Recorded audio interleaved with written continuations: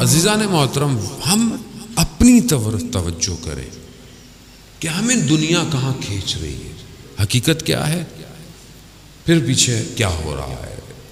اور وہ ایسا نہیں ہے دشمن غافل نہیں ہے، دشمن گھروں تک اترا ہوا ہے، دشمن ہماری تنہائی میں اترا ہوا ہے، دشمن ہمارے ہاتھ میں ہے، اسمارٹ فون ہمارے ہاتھ میں ہے، دشمن اس کے ذریعے سے ہمارے نفسوں کو کنٹرول کر رہا ہے، جب دل چاہتا ہے نفس برباد کر دیتا ہے۔ اور ہم نے بھی اپنے آپ کو اتنا ہلکا کیا ہوا ہے کہ ہم بھی اسی کا شکار ہو چکے ہیں۔ اس کا ہدف ہی یہی ہے کہ یہ جوان تیار نہ ہو، لیکن اگر قرآن پڑھتا ہو، سورہ کہف سمجھتا ہو، تو خدا سے جب توکل کرے گا، خدا کی بارگاہ میں جائے گا، تو خدا اس کے کانوں کو اس دنیا کے شوروں سے بچا دے گا، اسے محفوظ کر دے گا اس دن کے لیے جس کا انتظار ہے۔ لیکن اس کے لیے ظاہر ہے ہم اپنے آپ کو اپنی طرف توجہ دیں کہ ہم کہاں ہیں، میں کہاں ہوں، میں اپنے آپ کو دیکھوں کہ میں دنیا میں کتنا مگن ہوں، میرے لیے دنیا کیا ہے، اور میں کتنا اپنے وقت کے امام سے متصل ہوں، میرے دن اور رات کیسے گزرتے ہیں، میری تنہائی کیسے گزرتی ہے۔ عزیزان محترم میں ابھی بہرحال جہاں پڑھ کے آ رہا تھا وہاں میں نے بیان کیا حدیث، پوری تو شاید میں نہیں بیان کر پاؤں گا۔ مجلس اور عزاداری یہ ایک مقدمہ ہے ظہور کا۔ جب ہم آتے ہیں سننے تو امام رضا علیہ السلام اللہم صلی علی محمد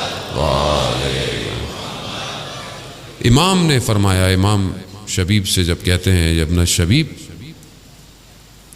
کہ پہلی چیز گریہ ہے، رونا ہے سید الشہداء پہ، یہ انسان کو پاک کرتا ہے، انسان کو اندر سے طاہر کرتا ہے، اور یہ طہارت آپ کو پھر آگے لے کے جائے گی، کیونکہ جن کے پاس ہم نے جانا ہے خدا نے نجاست کو ان سے دور کیا ہوا ہے۔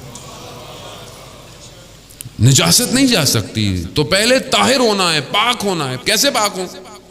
کہا کہ جو بکا کرتا ہے سید الشہداء پہ، خدا اس کے گناہ کبیر اور صغیرہ کو معاف کر دیتا ہے، معاف کر دیتا ہے۔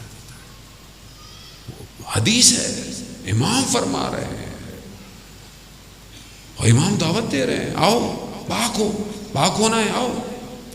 آیت اللہ شمس الدین بیان کرتے ہیں، بہت بڑے عالم دین تھے، آیت اللہ تھے۔ انہوں نے ایک دن اپنے شاگرد سے کہا، جو ان کا خاص شاگرد تھا، کہا کچھ طالب علموں کو، 40 طالب علموں کو لے کر آؤ۔ لے آئے، ایک ایک کر کے کمرے میں بھیجا۔ جب طالب علم باہر نکلتا تھا تو گریہ کرتا ہوا باہر نکلتا تھا۔ جب سب ایسے ہوتے انہوں نے پوچھا ماجرا کیا ہے، اندر کیا ہے؟